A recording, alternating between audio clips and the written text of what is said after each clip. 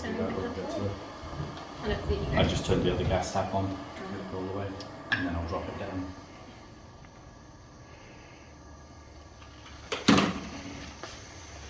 Get it lower, maybe. You close the lab door, Becca.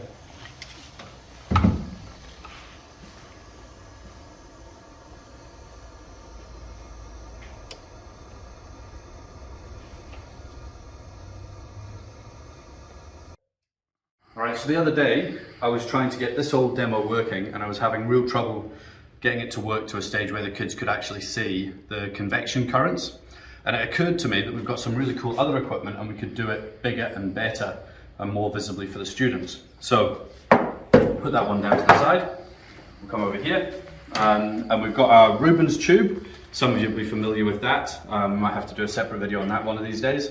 And for safety, there's a lip on the edge of this bench here, and just behind the Rubens tube I've got a couple of bases from clamp stands just to keep it from rolling, because that could be quite dangerous if it was to roll.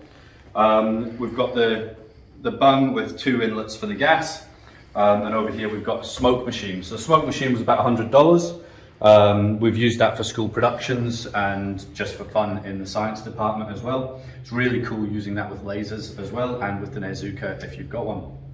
So what I'd realized years ago when setting up the Rubens tube, I noticed that whenever it was going, turn the flames down a little bit, so I'm not leaving that high. If you come around to that side, you should be able to see that the flames point diagonally, they slope towards the wall. So when I'm doing this, I'm keeping the smoke machine so that it jets the smoke out parallel with the line of flames, so that I'm not forcing the smoke towards the flame, I'm letting the convection current do the work. And if I put it down a little bit lower than the flame, then we should see it being drawn to the side more noticeably.